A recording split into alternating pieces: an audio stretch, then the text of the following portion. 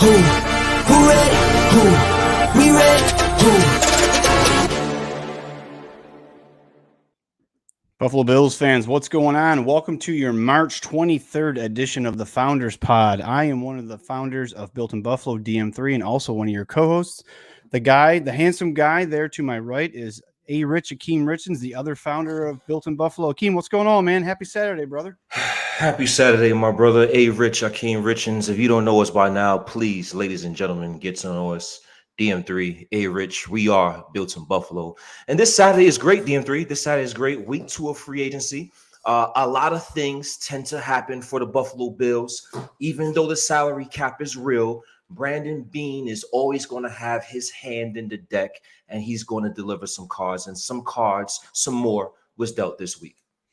Yeah, interesting because I feel like the positions we spoke about last week where some needs were filled, call it what you want. We'll get into every single signing, all the positions that were added this week. We're going to go in depth. We're going to talk about Taron Johnson's contract extension. We're going to talk about the Bills signing safety Mike Edwards. We're going to talk about the defensive end Casey Toohill. We're going to talk about Austin Johnson. We're going to talk about Will Clapp. And if you want, you can clap. That meme was going around for a while on social media. But we got a packed show. Hey, Rich, hold on. Let me pay the bills first before we do that. Get the business out of the way. So if you guys are watching this on YouTube, thank you. Welcome. If you're in the chat, please throw super chats in there. Those get top priority. Please hit that thumbs up. That helps the algorithm. It also lets us know that you guys like what we're doing over here on the Founders Pod. Episode number 4. Smash the subscribe button. Hit that notification bell so you guys know when not just the Founders, but all of the live shows that we have. In a couple weeks here, we'll have every single night covered for you guys as far as live content on the Built in Buffalo YouTube channel. If you're watching on Facebook, please like, share, comment. We love to see all the comments. We love to see you guys interacting with not just us, but with each other.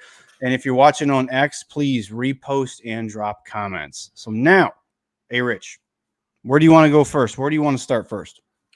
It's been an interesting week, but I believe we should start with the extension of our all-pro slot nickel cornerback in Taron Johnson. I believe he needs to have his merit. He needs to start to show off, and he needs his just due. And he got it with the Buffalo Bills, extending him, making him the highest paid nickel cornerback in NFL history. Let's start with Johnson, Taron. Yeah, I think well-deserved. I believe when we did a show, I think it was our first show, we talked about how the Bills can maneuver the salary cap, how Beane can play gymnastics with the money and stuff like that. And I think that we did touch on an extension for Taron Johnson. It just made too much sense. He is absolutely one of the biggest pieces to what Sean McDermott does in the defense. He's all over the place. He plays the majority of the snaps at the nickel corner spot. You can tell the defense looks different when he's not there. So locking him in for 3 more years and freeing up some cap space, I think it's just a win-win situation. The Bills only All-Pro in 2023. So he had that going for him, second team All-Pro. He had a career year in tackles, 98 tackles last year. Missed tackle rate of just 5.8%, which is what you like to see, especially from a guy as physical as Taron Johnson is. He was the 17th overall ranked corner by PFF last year. So tell me a little bit about what this extension means to you, the longevity of the Bills, and then I'll give you a 2-part question. Are there any injury concerns for you with Taron Johnson? We know he has a concussion history, so kind of walk me through your thoughts on all of that. Taron Johnson is probably top 3 most important pieces to the Buffalo Bills defense. All-pro slot corner. He's on the field majority of the time. This season, he was on the field for 89% of the defensive snaps. Last season, he was on the field for the Buffalo Bills, 92 defensive snaps for the Bills defense. And to be able to be on the field all the time like he is, we're talking about a slot corner that's on the field even for running plays, even when there's 2 tight end sets. Doesn't matter if it's 10 personnel, 11 personnel, 12 personnel, 13 personnel. Taron Johnson is on the field. And we talk about him being the highest paid nickel corner in NFL history with a 3-year, $31 million contract. I think it's possible that he can be even underpaid as a nickel cornerback in this NFL. And I want to get your thoughts on what you think, DM3, and I want to get the people's thoughts in the comment section as well. In this passing league, the nickel cornerback position is more important than ever. And I think that position gets a slight disrespect. We got Jair Alexander. We just spoke about Taron Johnson, his contract, 3 years, $31 million, highest paid in terms of nickel cornerbacks in the league. Jair Alexander for the Green Bay Packers just signed a 4-year, $84 million extension for the Green Bay Packers, 21.8 per for the Green Bay corner. And we're talking about a position in the slot cornerback position where you don't have no leverage. You don't have the boundary as the leverage. You don't have the out of bounds as the leverage and that as protection. You have to play for the inside and you have to play the outside. You have to play towards the left and you have to play the right. You don't know who you're going to play throughout the course of the game. It could be the tight end. It could be the running back. It could be the number 1 receiver. It could be the slot receiver. It could be the number 2 receiver. And oh yeah, you have to have that mentality as a linebacker as well, because you're going to be there playing them run fits and them run defensive schemes. You're going to be there having your nose in the ball as well. So you're going to have to be able to be aggressive, be physical, not shy away from contact, and tackle as a nickel cornerback in this NFL. Taron Johnson, being the highest paid nickel, is deserving, but it's also a slight disrespect to nickel cornerbacks in this league because they do a bunch of things that outside corners probably is not doing in today's NFL. I love the Taron Johnson extension. Yeah, the versatility of Taron Johnson cannot be understated. Like the amount of responsibility that this man has, and now he's the most tenured DB on the Bills. With Micah Hyde's departure, with Jordan Poyer's departure, he is now basically the elder, if you will, in the DB room. But yeah, the contract is well deserved. I feel like we knew this was all coming. It was just a matter of not when, but if, or not if, but when. And like you said, some of the biggest plays that the Bills have involved Taron Johnson. You look at the 101-yard return pick 6 that he had against the Ravens in the postseason. Yep. You look at the interception he had on Patrick Mahomes that closed out the Chiefs game a couple years ago. So for him to be asked to do as much as he does at the size that he is, being able to take on tight ends, like you said, being able to take on number 1 wide receivers that might be 6'4", and be able to hold his own. And like, I'm going to keep harping on this missed tackle rate, because we constantly talk about fundamentals with the Bills. How many times, Akeem, have we been watching games and we're like, man, I just really wish we could tackle today? Right. It's the fundamental stuff, and it seems like that's never really been an issue with Taron Johnson. So it's good to see. I like he leads by example. I asked you about the concussion stuff. I don't think that's a huge issue. He's still young, and it's really funny that he was that GIF from, or that meme from, the combine a few years ago. And this man has turned in an all-pro, no pun intended, an all-pro caliber career so far. And I'm excited to see what he can do for the next, not just this year, but 3 years into the future. So really good signing. I'm happy for him. I think that it's very well deserved. And he's going to bring nothing but sustainability to that position, which is what the Bills need at this point after the departure of Micah Hyde, after the departure of Tre'Davious White. So we have some stability in there with him. I do have a slight concern with his injury / concussion history.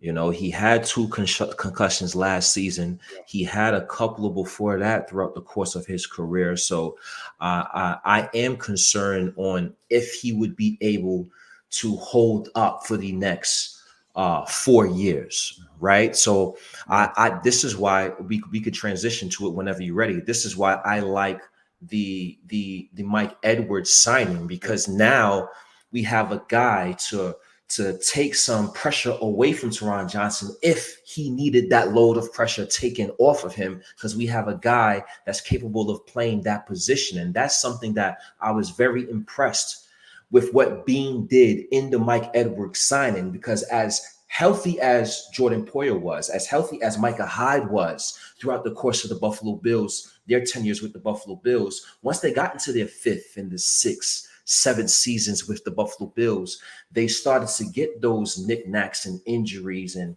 small type of mishaps in terms of being able to stay on the football field. So I like the Mike Edwards acquisition to protect against something, God forbid, happening to Taron Johnson. Yeah, 1 year deal for Mike Edwards, 2.8, which can reach up to $4 million with incentives.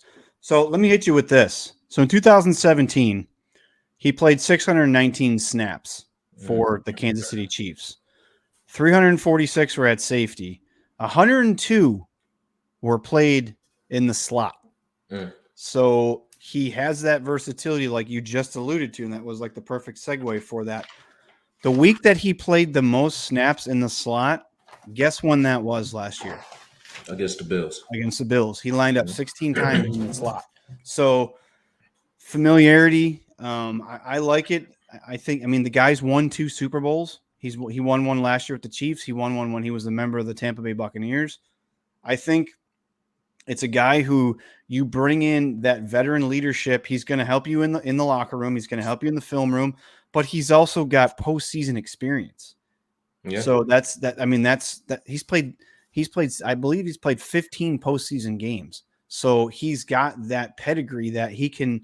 We're talking about Christian Benford and Kyer Elam, and we're talking about Taylor Rapp and Damar Hamlin and Cam Lewis. And if we draft somebody, which we can get into, we're going to get into it another time, but he's got that leadership to say, hey, this is what a grueling season looks like. And he played every game last year, including the postseason, played 21 games last year, including the postseason. So I like the signing. The Bills brought in Julian Blackmon too. That was something I think the Bills were looking at both guys. And I'm not saying they picked one over the other for specific reasons, but I think that Mike Edwards definitely fits the scheme of what they're trying to do with the versatility. So again, the safety room is grown a little bit. We didn't have any safeties besides Damar Hamlin and Cam Lewis, who's a DB, if you want to consider him a safety / corner. But now with Taylor Rapp and with Mike Edwards, I like what the Bills' defensive backfield is starting to look like. Anything else you wanted to talk about with Mike Edwards, or do you want to talk about? Yeah. I do want to spend some time on the defensive back room. Definitely. Right. A couple things on Mike Edwards. 75 games over the course of his career, 28 starts. 4 defensive touchdowns since 2021. I believe that's behind Dallas Cowboys' Deron Bland. So he has a nose and knack for the football and making big plays. My question is, I like his versatility. He can line up at box safety if need be. He can line up at free safety. He can line up at nickel. He even has some snaps in there where he's rushing off the edge and being effective getting to the pass rusher. My question would be to you and everybody else that's watching the Founders Pod tonight with myself and DM3, is he ready to take over the full-time role, if need be, at the safety position? Is he a full-time starting free safety? How comfortable are we with a Mike Edwards that's been in the league 4 years? He's been a quality key depth piece for the Tampa Bay Buccaneers and the Kansas City Chiefs. But with the Buffalo Bills, this is a new environment. This is a new situation. Are we comfortable taking on that situation with Mike Edwards possibly being the full-time starter for the Buffalo Bills? That's a really good question. This is why, and this conversation can go a few different ways, but that's one of the reasons why I liked the Julian Blackmon visit. I don't know if it's a money thing. I don't know if it's a scheme fit, what McDermott sees, how he can mold these guys the way that he wants, the versatility thing. I mean, Blackmon was a starter with the Colts. I mean, his passer rating allowed last year was 57. I mean, that's top 10 in the NFL. 72 tackles. He had 4 interceptions last year. So he's got the pedigree, and I think he's the caliber type of player that the Bills should go after. And I still think they should still sign someone. I tweeted something out a couple of days ago, even after they signed Mike Edwards, saying this doesn't change anything for the draft, this shouldn't change how you're approaching the rest of free agency. If somebody comes available that you can sign and make it work as a team, a value contract, I think you have to do it. And you do something similar to what the Bills did last year with the cornerback room. They had all those guys in there vying for time, especially then, now we have Rasul Douglas, Christian Benford, and Kyrie Elam. Still, I think the jury's still out on Kyrie Elam, but why would you not bring another safety in to have more competition? Right. I think the more you can add, unless it's a financial thing, fine. I understand. And I think that's what it is with the Blackman situation, because I think on one end, when you're looking at Blackman and his representatives and him as an individual, he's looking at like, you know what, I was healthy majority of this season. Right. I played well when I was healthy. I'm looking to get a little pay raise. And on the opposite side, it's like, okay, organizational side of things is like, yeah, you played well, you was healthy, but can you do it again? Let's see if let's put you under this number until you prove you could do it again, and then you can get that pay raise. So it might be some, I'm not saying it happened like that, but it could be that type of friction going on between player and organization. We'll definitely see what happens. I think the Buffalo Bills are done in free agency with the safety position. I think they're going to look to add safety in the draft. So last week you talked about who was Jordan Poyer before he got to the Buffalo Bills. You talked about who was Micah Hyde. I think we knew who Micah Hyde was, but he was also a cornerback that was played some safety, kind of a hybrid thing. But when he got here, it's when his career took off. So who was their DB's coach when they both got here? Do you know? Not off the top of my head. Bobby Babish. Go ahead. You got me. So Bobby Babish is now the defensive coordinator. The head coach was Sean McDermott. I believe that Sean McDermott is a safety whisperer, if you will. Maybe we don't see it. Maybe we didn't see it with Jordan Poyer. Maybe we didn't see it with Micah Hyde. But we also have to be patient, I think, if Mike Edwards and Taylor Rapp are our starting safeties heading into week 1, depending on if they draft somebody, I don't know if McDermott's going to trot him out there right away. I really don't, unless he just balls out in camp and it's a sure thing that this guy is better than one of these two guys. I think we have to be patient. Is Taylor Rapp and Mike Edwards an upgrade over last year's Jordan Poyer and Micah Hyde? Are they upgrades? Yes. I see how you said yes so convincingly. Yeah. I'm not sure yet. I'm not so sure yet. We're talking about two players that have been in the system 7 years. Calls and coverages and communications, all those things matter. Those are little detailed, little intricate things, but those are things that matter that I don't think is being looked at enough, because we've been so accustomed to these set of players in our system so long. So I'm not going to go ahead and say they're an upgrade just yet. I will have to see the product on the field, but I understand why you feel that they are an upgrade. Yeah, I think too, like I said, if we open the season and we have the 49ers, if we open the season and we have the New York Jets, because we seemingly open the season against the New York Jets every freaking year, except 2 years ago, like, we're going to have to be patient, because these guys are going to have to learn the McDermott system. When Poyer and Hyde came in here, week 1 through week whatever, they weren't all pro Poe and all pro Micah Hyde. It took a little bit of time for them to get the camaraderie built up. So I think we all have to kind of just let this play out.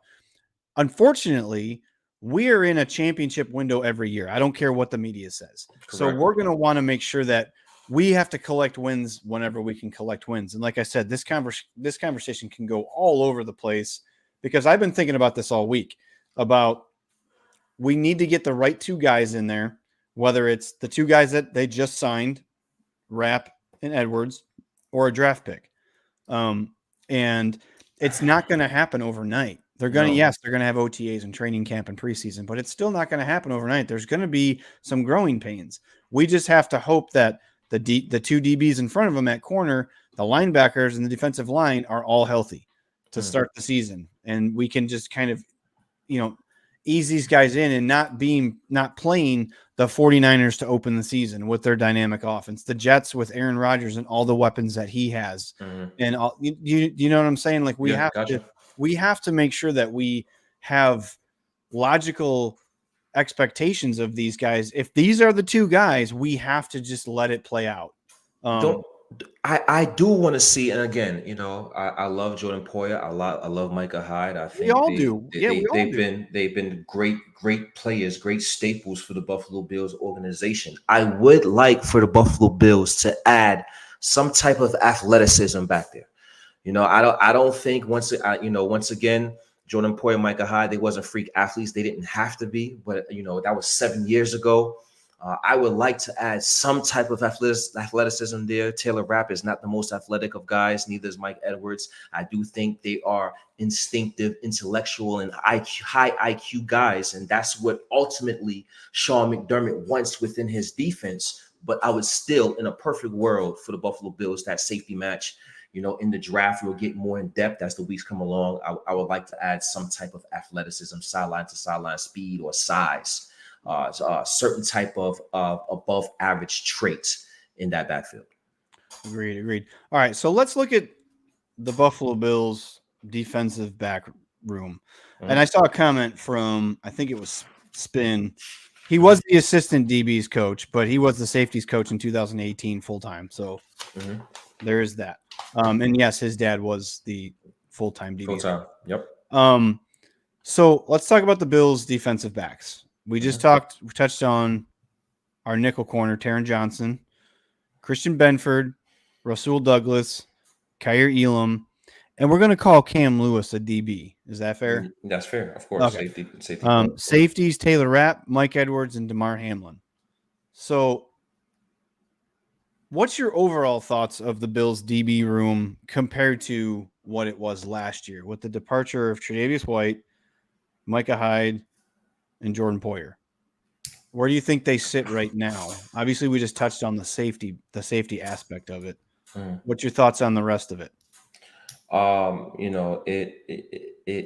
think it's a good starting point compared to where we started in the beginning of free agency when we was letting guys go, when Micah Hyde retiring and Tre'Davious White released. I think it improved from a couple of weeks ago. I still would like to see some more bodies in there, whether that's a safety. I think we should spend a third round or fourth round pick, a day 3 pick on a safety. And I also believe that we should spend some type of capital in the cornerback position as well. Brandon Beane does an excellent job finding good cornerbacks late. Extension to Taron Johnson, 4th round pick. Christian Benford's a late round pick. So I definitely want to continue to add to the defensive back room. But I like where we're sitting right now. Corner a little bit more than safety. I still believe in Kyer Elam. I'm not sure how much people got off the Kyer Elam train, but I will say this. Spencer Brown, we was given a lot of shit for his first 2 years, right? And then his 3rd year, he came and he turned his season around. He turned his entire outlook for the Buffalo Bills around. And now we're thinking about contract extensions for Spencer Brown when we probably wasn't thinking that a year ago today. So we're going to give Spencer Brown that patience that we gave him to 3 years. We need to give Kyer Elam that same patience as a defensive corner for the Buffalo Bills in year 3 with a defensive-minded head coach. So I think they're coming along. I still, once again, I would like to add another piece, more significant piece in the safety room as opposed to the cornerback room. Do you think the criticism of Kyer Elam is unfair because of where he was drafted? No, I don't think so. You're a 1st round pick in today's day and age and in the generations that watch the game and we live in today.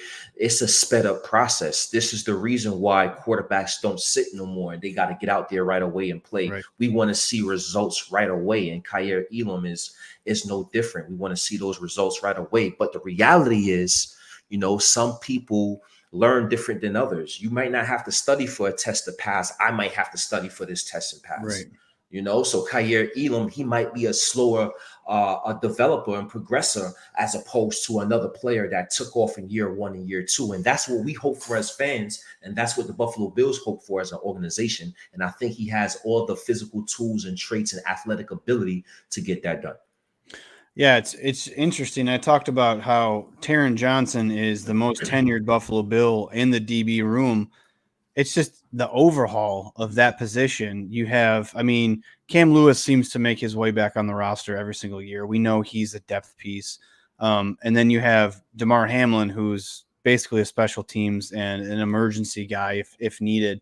But all the other positions besides Taron Johnson are all players that weren't on the team 2 years ago. Mm-hmm. Like, it's crazy how it went from having consistency since 2017 when McDermott got here to now they've turned over that position and they're getting younger at that position. Right. So, all right, if you guys could, we got over 400 people watching on all platforms. Please smash the like button. If you could, that will help all of the algorithms. Plus, I think it gives us a little boost in morale because we think that you guys like what we're putting out here. We greatly appreciate it. So let's move on to the Bills signed some defensive linemen. First one we're going to talk about is Casey Toohill. 1-year contract. He's 27 years old, former 7th-round pick by the Eagles in 2020. He's played 4 seasons in the NFL. 2023, he started 8 games, had 5 sacks, 26 tackles, 7 QB hits, 8 hurries, played 494 snaps. And I want to point out that when the Commanders traded Sweat and Young, this man stepped in and was very productive. He was getting all the reps at the edge defender position. So, Akeem, what was your initial reaction when the Bills signed Casey Toohill? Not a fancy name, but what was your impression of that? He sounds like a Buffalo Bill. He sounds like a guy that's going to bring his lunch pail. He's going to come to work every day, and he's going to do his 111 every day. Casey Toohill, 6'5", 254 pounds. 2020 draft. His athleticism score as an edge rusher was a 98. That was ranked first out of all edge rushers in the 2020 draft. So at the size and the athleticism at a premium position is definitely there for Casey Toohill. And I like the acquisition for the Buffalo Bills. In my opinion, he's going to come right in and supplant himself as defensive end number 4 in the Buffalo Bills rotation, right? We got Von Miller, you got Gregory Rousseau, you got AJ Epinesa, and now you got Casey Toohill. And I think him as a DE4 with the capabilities of making starts if need be is a good look for the Buffalo Bills in terms of their overall depth at the defensive end position. 5 sacks last year, that tied with Gregory Rousseau in sacks with 5. So when he asked to come in and step up and produce, he did so, and he was able to display some pass rushing abilities as well. So overall, I think the Buffalo Bills, they had to make these type of signings to continue rounding up to form in their defensive front, the defensive line. We know Sean McDermott loves that heavy defensive rotation, and you have to have a certain level of players to run that rotation. And I believe Casey Toohill can come right in and step into a Sean McDermott rotation and be productive when he's in the ballgame. I agree. And Spin says that he's wrong one. He's a younger version of Shaq Lawson. Okay. Couldn't agree more. That was thrown out in our group chat right when we saw the signing. I think before people did a little research on him from last year, it was a running joke on X about Googling who he was. But if you go back and watch the film from him from last year, because I did yesterday, I watched a little bit prepping for the show and stuff like that. I think he, like you said, he's a solid defensive end 4. I don't think it's going to be he's competing for starting reps and stuff like that. He's going to be part of the rotation. I don't think this changes anything for the Bills heading into the draft. He signed a 1-year deal. It's not a long-term answer. He's not a long-term depth piece at this point. They gave a multi-year deal to AJ Epinesa. They have Groot for a couple years, and we know Vaughn's going to be here this year and probably in 2025. So I don't think it changes anything with what the Bills do in the draft as where they were looking for an edge defender. So do you think that is still a premier need for the Buffalo Bills? You spoke about Von Miller being here for 2 years, but where on the productivity scale is Von Miller? You spoke about Russo being here, but the Buffalo Bills have until May to exercise that 5th-year option. Do the Buffalo Bills want to exercise that 5th-year option? So how much of a need is the edge position for the Bills? I know we love receiver and we want to get all these weapons for Josh Allen, but is it possible that the edge rush, the defensive end position, is a primary need for the Bills as they are currently stand? I think it is. I think we talked about it last week, and that was before the Toohill signing, but I still think it is. You need to have. I will go back to this, and I'll die on this hill. 3 years ago, I talked about how there needed to be a contingency plan for safety, and it should have been a priority in the 2021 draft. That should have been a plan to have somebody in place to be the predecessor for, or the person who's going to eventually be the chosen one to be Micah Hyde or Jordan Poyer, whichever.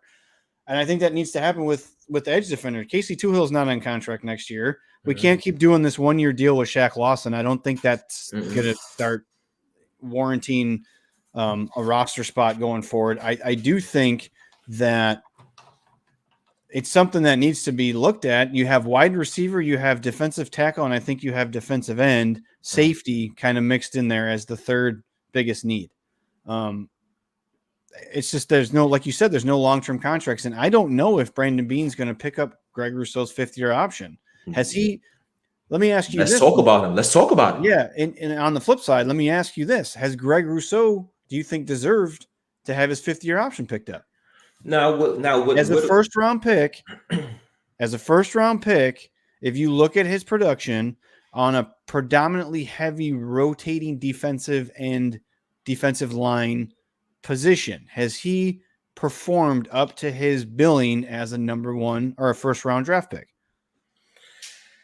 Man, that's tough, man. That's right? real. That's real tough. Now, first of all, I would need a number.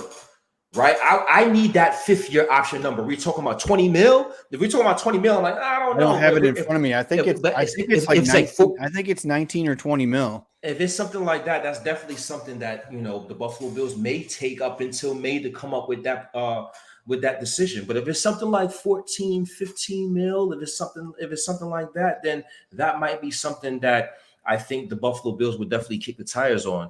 I think Gregory Rousseau I love his size. Right, I let you know 6'6", 6'7", his length, his athleticism, his ability to bat the ball down, the way he can set the edge. I believe he's an excellent run defender.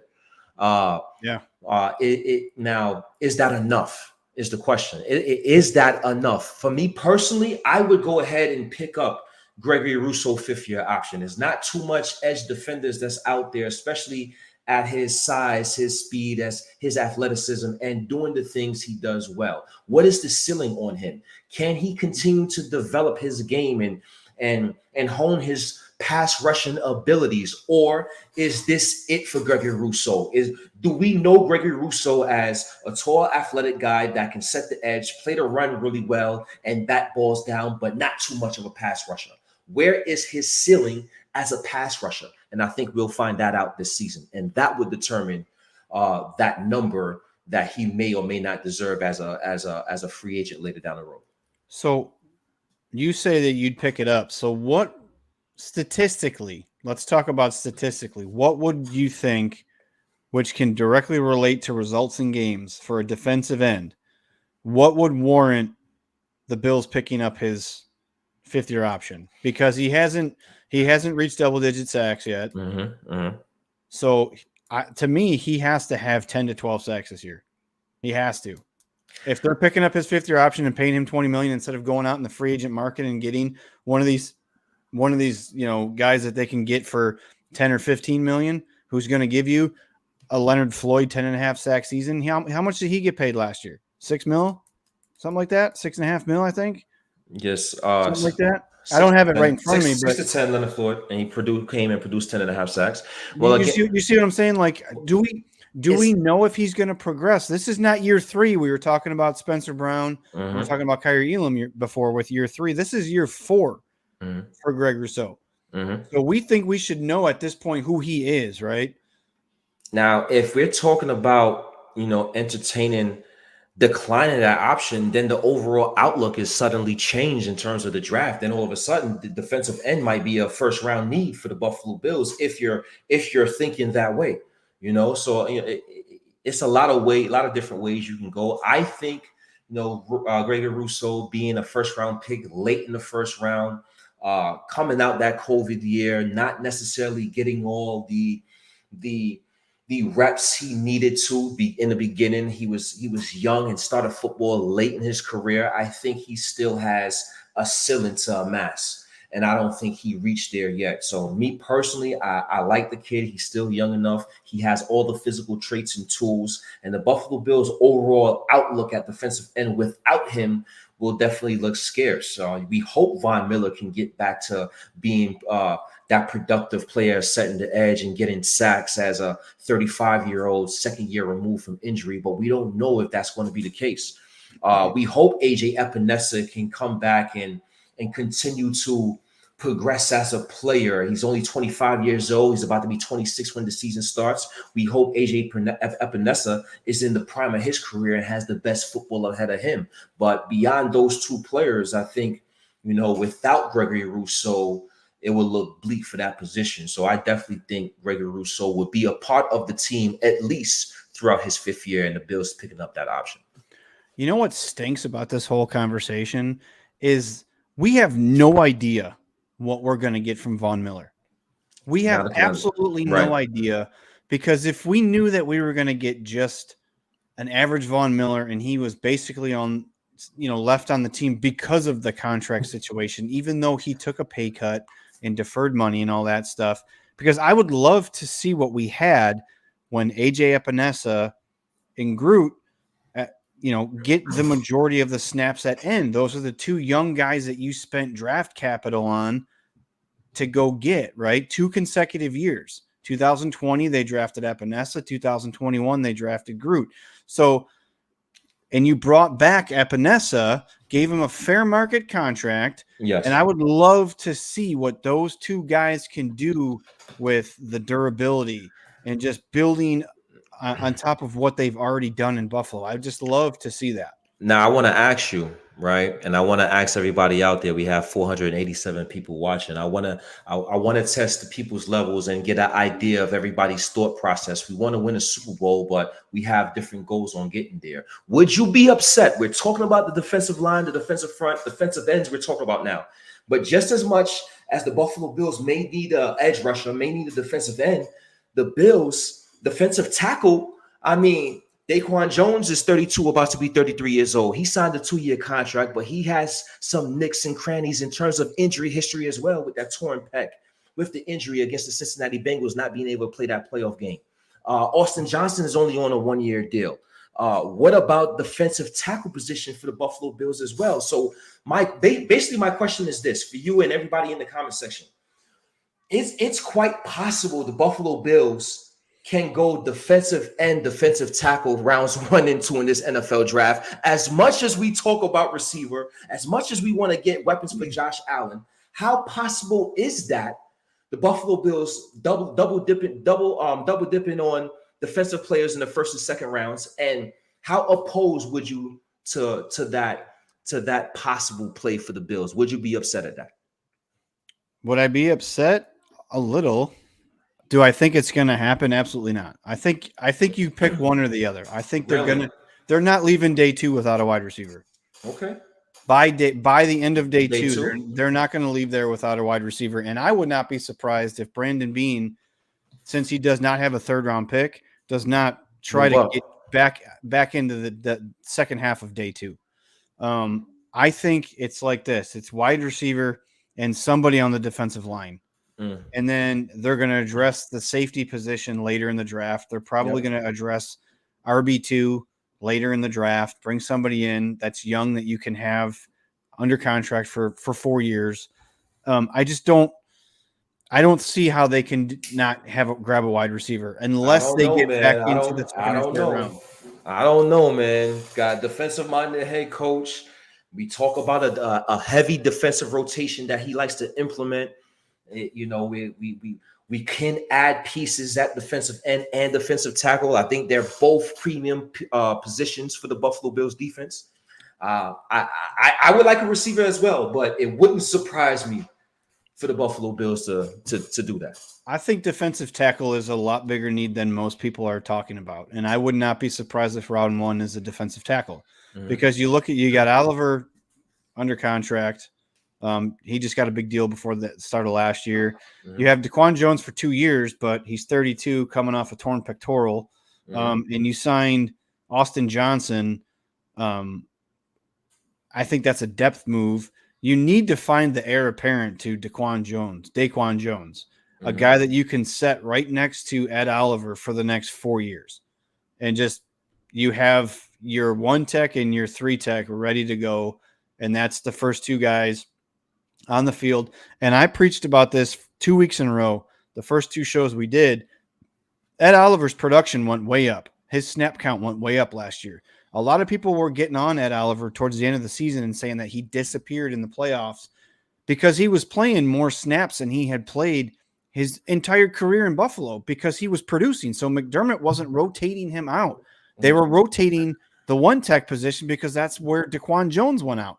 So they were putting in Linval Joseph and they're bringing in Jordan Phillips and stuff like that. So if they can get 2 guys to where they don't need to run a super heavy deep rotation and have more edge defenders, I think that's what McDermott wants to do because if, like I said, look at Ed Oliver's production last year. That was his best season as an NFL player. We were talking halfway through the year that he was the Bills defensive MVP, might have been the Bills MVP to an extent.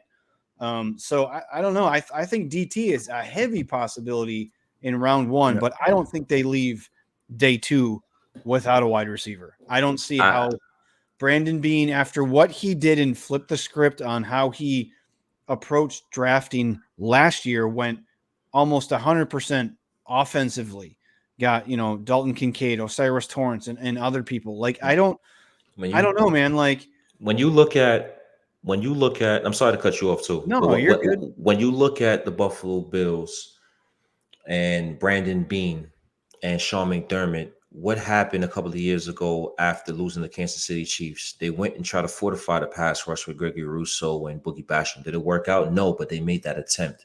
Right. And it's not getting any better with Lamar Jackson. And you got CJ Stroud, you got Burrow, who's going to be healthy. You got Mahomes. You're going to have guys that's going to be able to get to the quarterback. The Buffalo Bills, even in the last playoff game against the Chiefs, they had nobody that was able to get and pressure Patrick Mahomes once again. So when I'm looking at the first round, end of the first round, and I agree with you, defensive tackle is definitely a need. But when you have a guy, when you have a guy possibly available in a Chop Robinson, defensive end out of Penn State, who's 6'2", he runs a 4.4 40, and he's been climbing the boards, and he might be sitting there for the Buffalo Bills. I think Brandon Beane and company will be real tempted to draft that type of athletic specimen that has pass rushing capabilities to disrupt quarterbacks like a Patrick Mahomes, like a Lamar Jackson, like a Joe Burrow. I think that would be an enticing thing for Sean McDermott to pass up. But again, it's endless possibilities, and we can go a number of different ways. I still want a receiver as a priority pick. We'll see what happens. You know what? I also, watching that Chiefs game, the 2 predominant edge defenders that I saw not making any plays were Leonard Floyd and Von Miller. What do they have in common? Age, right? Age. Playing for the Rams. Long season now with an extra week. That was week 20 because they had that was the second playoff game. I didn't see a lot of AJ Epinesa and Gregory Rousseau out there when it mattered. The fourth quarter when it mattered. I saw a lot of Von Miller trying to, I don't know, they're trying to draw up something that thinking that he's just going to break out of the shell. And they had Leonard Leonard Floyd out there, and those guys are all plus 30 players. Those were the guys they was depending on to try to get to Patrick Mahomes. Those were the two best pass rushers that we had on the team. Yeah, so going back to your point, getting younger at the position, which I think bringing AJ back was really smart. You say what you want about the Toohill signing. He's 27 years old. Like, he's still got a lot of football left in him. And then you have Groot still. So I don't know. Like, it's a very good conversation, because you could see Brandon Beane take an edge defender at 28 and just completely just put a nail in the heart of the Bills fans and we'll riot on social media. But no one knows. The only man that knows is Brandon Beane and how that draft board falls. We just have to hope that for my sake, I have to hope that there's a run on quarterbacks and all these guys that are doing these pro days and all these private workouts dropping 70-yard bombs. Let them all shoot up the board. That's fine. That's fine. So, all right. So let's talk about Austin Johnson. What was your initial reaction to that? Sparked a little bit of social media buzz because Daquan Jones, a former two-time teammate of Daquan Jones, they played together at Penn State. They also played together in Tennessee. Was promoting before he announced the actual signing today. He was talking about it a couple days ago, saying that he should visit with the Bills. It would be a great signing. He's a hard worker. He's a great player. So what's your thoughts on Austin Johnson? 6'4", 314 pounds. He's 29 years old, so he's not a spring chicken. We're not getting a lot younger at the position. Last year he played 17 games, had 38 tackles. He did have 15 QB pressures, which is nice. So what's your thoughts? Is this a strictly depth? Is it a solid move? What's your thoughts? I like the move in terms of solidifying our depth and the Sean McDermott rotation that we like to implement. I like him a lot more as a depth piece rather than a starter. I believe he can play that one tech. I believe he can even slide over in three at the three tech in some situations and slide outside. I know he can play some defensive end in a 3-4 defense, but ultimately he's a one tech defensive tackle at 6'4", 314 pounds. At the end of the day, I believe he is a nice depth piece in the rotation for Sean McDermott. I believe he's going to get some. He's going to get some snaps in crucial moments. We're going to see,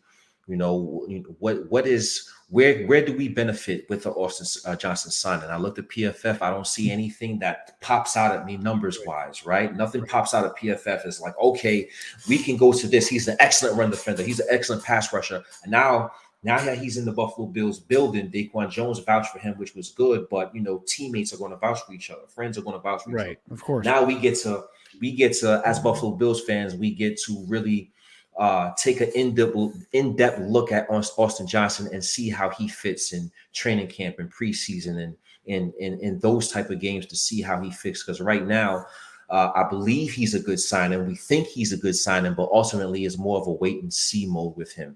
So overall, I do like the signing. Another cost-effective depth move for Brandon Beane, Sean McDermott and company, and we'll see what he provides in his depth role. Perfect world depth role for the Buffalo Bills. You know what I need from Austin Johnson? I just need him to be better than Tim Settle or Jordan Phillips or Poona Ford when he wasn't Mr. Game Day inactive or Linval Joseph. I just need him to be better than those guys. It could be slightly better and it would be effective. Come out there and help stop the run when we need you to go in and rotate in there. But I'm not like you said. I looked at his PFF because I'm like, what did they see in this guy? Right. And I'm like, all right, I'm not going to nitpick and just cherry pick stats here. So I looked at last year, the year before, and all the grades were in like the 40s and 50s. Yeah, it was nothing. Nothing impressive. Here is telling me like that this is a major deal. Right. That should be. I can't believe they got this guy. He's depth, and if you don't know who he is, that's okay. A lot of players that are going to be signed from now until training camp, the Bills have to put 90 guys on the roster. So. I mean, it is what it is. He's a depth guy. I'm okay with the signing. He has familiarity playing with Daquan Jones, so that helps a little bit. All right, so last one, the Bills sign. Offensive lineman, get your jokes in now. Get your McDermott clapping memes in there. Will Clapp. 6'5", 311. He's 28 years old. 6 seasons he played with the Saints and the Chargers. We're signing a bunch of Chargers lately, which I kind of find ironic. Very interesting. 2023, he played 705 snaps at center for the Chargers. Every snap he played at center. That's important. He only allowed 1 sack. He did allow 17 hurries. And I say that to say this. Mitch Morse allowed 24 hurries last year. So before we talk about what this could mean for the offensive line, what was your initial I see where you're going. I see where you're trying to go with this. What's your initial thoughts on the Will Clapp signing? I like the signing. Former 7th-round pick. Again, over 700 snaps at center. A lot of experience, a lot of playing time, and now he has. Now we could put him in more, in my opinion, more of a depth role. Now I know, we're supposed to be shuffling guys and signing guys over, and will the Will Clapp signing make anything different in terms of how the Buffalo Bills will structure their offensive line, or how the Buffalo Bills will think about structuring their offensive line? Will remain to be seen. But right now, I see him as a depth piece for the Buffalo Bills that can be a spot starter if someone gets injured. I don't want to play too much with the offensive line. I'm not sure exactly what type of player he is in terms of being a physical offensive lineman or being a finesse offensive lineman, but I really like the Buffalo Bills last year when they developed an identity of physicality. Can you be physical in the trenches? And I think we need to have guys that needs to be physical in the trenches. Can Will Clapp, or is Will Clapp physical enough to be a starting center for the Buffalo Bills and be able to move guys in the trenches? I'm not sure. So for now, I think he's a excellent depth signing for the Buffalo Bills. Yeah, I mean, I would not be entirely surprised if there is a competition at center. I know. I would not be surprised.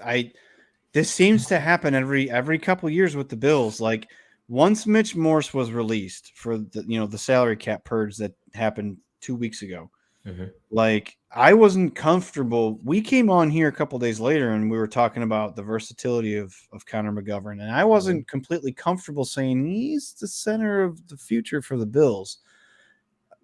I think Will Clapp's a guy that can come in and compete for that starting position, which is not a bad thing, because then you just move McGovern back over to left guard where he played all of last year.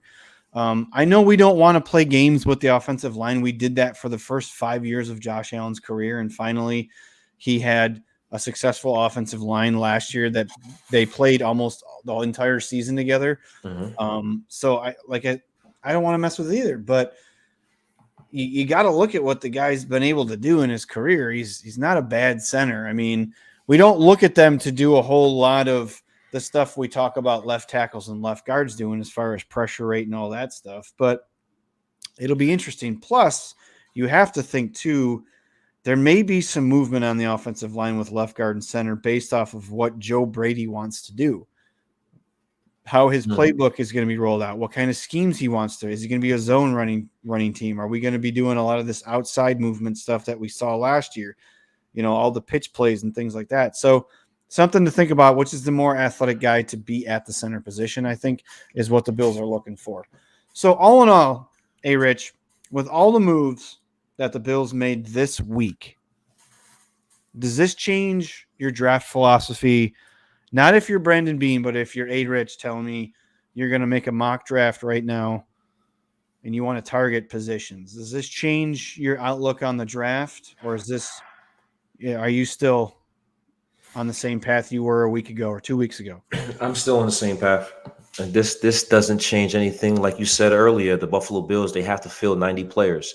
You have to fill depth pieces. You have to fill rotation pieces, rotational guys. I think a lot of these guys that the Buffalo Bills signed are rotational pieces and spot starters, not necessarily core pieces. So they would be, there are good players to fill that rotation, but their future with the Buffalo Bills is in question. 1-year deal. So I view this as not changing a whole lot in my philosophy heading into the draft.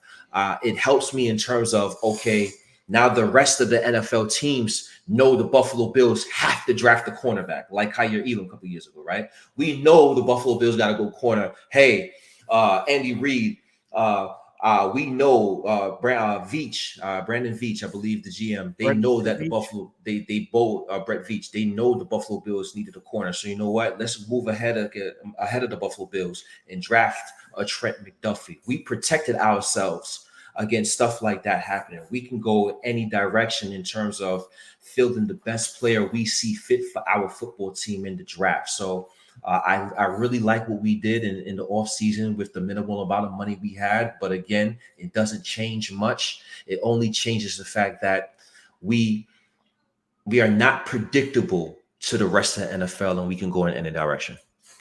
So I'm going to go by position group, and I want you to tell me where you would draft this position in the draft. Is that cool? Yes, I like it. I didn't give you a heads up on this one. No, you're fine. All right. Safety. Day 3. Defensive tackle. Day 1 or 2. No, you got to pick one or the other. You can't do both. Oh, can't do both. Okay. You can't do both. Day 2. Wide receiver. Day 1. Defensive end. Day 1. Running back. Day 3. Offensive line. Day 3. Cornerback. Day 3. Okay. The reason why I did that is because nothing's changed for me. I think safety is a day 2 pick. Okay. And we only have one day 2 pick, so that kind of takes the guesswork out of it. I think that's a huge need. I think that is a massive need because we talked earlier about Taylor Rapp. We talked about Mike Edwards. Mike Edwards was only brought in on a 1-year deal. He is not the future at the safety position. This is a position that you can find the guy that you want. There are plenty of them in this draft. They are not all going in the first round. I'm telling you right now. They're not. And this is a position you can lock down a guy and have control on a cheap contract for 4 years. Use the money to wherever you want. If you need another receiver, if you need defensive line help, need to do something with the offensive line. Because what's going to happen next year if we don't get a guy that can come in and compete for starting snaps is we're doing this 1-year cycle again, or the stuff that we did with Taylor Rapp last year. We're going to be looking for that next year. So I think that safety is a big need. I think wide receiver is still needs to be a first-round option. And I think the Bills need to move up to grab a receiver. Don't stay at 20. Move up? Really? Interesting. Yeah, it's possible. It's possible. Because like I said, do you want the 6th or 7th best wide receiver, or do you want the 3rd or 4th best wide receiver? There's a reason why they're the 3rd or 4th, because they probably are a more complete wide receiver that can do just about everything that you need them to do. By the time you get to like 6 or 7, you're getting the fast guy, or you're getting the tall guy, or you're getting the strong guy, the guy with good hands. Like you're not getting, I feel like you're getting the complete package. He's going to be an NFL wide receiver, but not the complete package. So see, in this, I guess that's where we would disagree a little bit. I think the 6th, 7th, 8th receiver in this draft is going to be a good player. I believe the wide receiver position in this overall draft is very deep, and you can find players in the late 1st, 2nd, and 3rd round. So we'll see what happens. I definitely, even though I do think the wide receiver position is deep in the draft, I still want to attack it early. I still want to secure myself on a premier talent in the draft and for my NFL team. So we'll see what happens there. I like the safety position. I wouldn't be opposed to going for a day 2. I'm just looking at the other positions of need, and I got defensive tackle, defensive end in front of safety right now. So I honestly think we can get a good safety that can come in, make an impact, and be a full-time starter, if not this year, next year in round 4. I would love a Cole Bishop in round 4 for the Buffalo Bills. So are we going to do with the wide receiver position that they've done with a lot of the other positions, where you try to go and find in a year? This is, and we talked about this, this is probably the best draft for wide receivers that Beane has had since he's been the GM of the Buffalo Bills. Do you now want to find the heir apparent to Stephon Diggs, have him under control for 5 years potentially, and Diggs will be long gone by then when you got to pay this guy? Or do we want to just take a guy that he's the 6th best receiver? He can come in and compete for to be the number 2. He can be an NFL receiver. or do you want to get the guy Get that your you guy. think is the guy? And I saw a comment here from Roy Collins. Would you be okay with Leggett in round 2 or maybe Troy Franklin? Well, first off, I know I can speak for ARich. We both love Troy Franklin. But that's a guy you'd take at 28, I think. I think you take him. Leggett, I wouldn't take at 28. That I think he's a second round receiver, honestly. I would take him at 28. Oh. I would take Leggett at he has all the physical tools, all the measurables, man. He reminds me of a specimen, a beast on the outside. So if they're both there, which one you taking? Oh man, that's tough. I've been a Tony Franklin guy. I've been a Tony Franklin guy since day one, since the Buffalo Bills got eliminated. But Leggett, his physical abilities and traits really excite me because that's not something that we've had on the team in the Sean McDermott and Josh Allen era. Yeah. So that would be a tough one for me, man. Very tough. So Thomas Cook, I like this comment because this is my guy right here. Brian Thomas Jr. Yeah, he would be great. That's the guy you would move up to get. That's the guy you would move up. What's the sweet spot? What's the sweet spot? What number is the sweet spot? We had 28. What's the sweet spot where you would move up, entertain a move up, and give up some draft picks, but not your draft capital? 18 maybe. Oh, okay. 18, 20. Okay. It's all dependent. It's hard to say because like when you do the mock drafts, like wherever you do your mock drafts, like it's hard to see how the board is going to fall because things can change in a month from now when the draft happens, where teams that you don't think need a quarterback are actually starting to talk about taking a quarterback. Like Arizona, we all think that they're rocking with Kyler Murray. Are they really though? Are they really though going to go with Kyler Murray and not take a quarterback that early in the first round? Like things like that. And then those are the teams that do things by like drafting a quarterback and you're like, well, didn't see that coming. So then the wide receivers fall a little bit. So it's all about how the board plays out. So I guess we'll see. One more nugget I wanted to throw out there before we get out of here. We started talking about the DB room. We did talk about the DB room, but did you know, according to PFF, and say what you guys want about PFF, I use it for a lot of the statistical stuff that you can't just find anywhere else. I like the advanced analytics stuff. The Bills have 3 of the top 17th ranked cornerbacks on their roster. Christian Benford was the 8th ranked corner in PFF. Rasul Douglas was 11th, and Taron Johnson was 17th. Do the Bills have one of the most underrated cornerback rooms in the NFL? I believe so. Because you have to look at, the Buffalo Bills, their cornerback room is not bought, right? But Rasul Douglas aside, it is not bought. And I say that in terms of even Rasul Douglas, he's not looked at as a premier number 1 corner. In terms of premier number 1 corners in the league, he's not one of the first guys you would think of, Rasul Douglas. Yeah. Right? Christian Benford is a former 6th round pick out of Villanova. He's not a guy you would think of. He's not a household name you would think of in terms of excelling at the cornerback position, being a 6th round pick in his second year. And last but not least, Taron Johnson, he's getting that recognition slowly but surely, but he's been in the league, 6-7 years, and he's now starting to get that recognition out of Weber State, being that 4th round pick, playing for the Buffalo Bills. So yes, the Buffalo Bills, their secondary, their starting secondary are not household names, and because of that, they could be overlooked or underrated a bit, depends on how you look at it.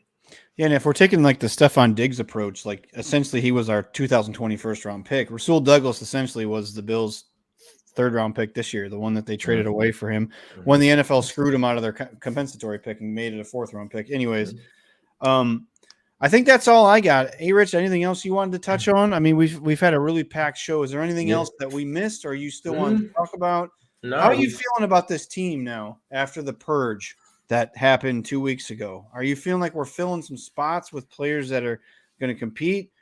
Where do you feel like we still need some work done, either free agency, draft, just in the offseason? What do you think our biggest need is right now? I don't think it would happen. I would love the signing of Blackman from the Colts. I think that would be a excellent sign, and I would love a Justin Simmons to wake up one day and Justin Simmons to be signed. So I think that would, You know, that would the salary cap's not real if that happens. Right. That would, you know, help the Bills free agency and being able to attack the draft even more of a best player available assessment and how they should attack it. But other than that, man, I think they did an excellent job covering some needs, covering some bases. You have to make tough decisions first and foremost. It was tough letting go Tre'Davious White. It was tough letting go Mitch Morse, and it was tough letting go a Jordan Poyer. But we was able to reload, right? As a not rebuild, but reload. You reload, you re-sign Taylor Rapp. You reload, you sign a Mike Edwards. You sign an Austin Johnson. You go ahead and get Curtis Samuel. So I think we reloaded well to put us back in that position in terms of, okay, the Buffalo Bills did lose a lot of players, but they recouped a lot of players as well. And these players are not downgrades from last year. So they're about where they need to be in terms of Super Bowl contention. Now let's see how they're going to attack the draft and who they're going to get in the draft to hopefully propel them and take them over the top in terms of being one of the best teams in the AFC once again. So I like what we did thus far. I'm excited to see what we do come draft time, and I'm excited about our future discussions leading up to the draft. So I got an interesting comment from Roy Collins. Roy Collins is all over the chat, man. I appreciate you watching. Are we going to do a live mock draft? Yes, we are. Yes, we are. And yes, we're into that stuff. Yes, sir. Yes, sir. Yes, sir. I know, Roy, you're not used to seeing us, but yeah, we're going to do all that stuff. Oh yeah, we got range, Roy. We got range, baby. We got range. We got the range, Roy. Love it, man. You know what would be the Billsiest thing to do next year? Von Miller just to have a massive season. I'm not naive. I know that that's probably not going to happen, but that would be the Billsiest thing to do. No, what would be even more Billsy is take an edge defender at 28, and then Von Miller comes out and has 12 sacks next year. And still balls out, yeah. Yeah. And man, that would be a great problem to have, though. Exactly. That would be a great problem, because in the perfect world, that's what we need in the perfect world. Right. In the perfect world, we need a 100%. Von Miller. We need a Von Miller to step up and kind of fulfill what left in Leonard Floyd in terms of that sack production. We need Gregory Rousseau in his fourth year to take that next uptick in progression. We need AJ Epinesa being 25, heading into his 26th year in the prime of his career to take that next step in progression. And if those things happen, then the necessity for the Buffalo Bills to draft a defensive end at 28 lowers a little bit. But those are some of the unknowns, and we're not going to know that until the season starts. Right. I think that's it. ARich, another great show, man. Another great show, man. For our fourth show back after on hiatus for a little over a year and a half, this is fun, and we're getting more and more involved. I do want to throw this out there. There's going to be we're going to have an announcement here pretty soon, and I'm not going to throw this out there, but it's going to be a monster announcement that's going to be coming for Built in Buffalo here pretty soon. So stay tuned for that. ARich, you got anything else before we get out of here, man? No, man. I think another excellent show. Be on the lookout for next week's show, same time, the Founders Pod, Saturday, 9 p.m. Eastern Standard Time. Pacific is 6 p.m. if you live in California like Dave does for the time being. We appreciate everybody tuned in today. We have over 600 people left in the chat, man. It was an amazing show, and we'll be back same time next week, man. Go Bills. Yep, sounds good. Thank you, everyone that watched, had comments, questions. Love you guys. Go Bills. Who ready? We ready. Who ready? We ready. Been ready.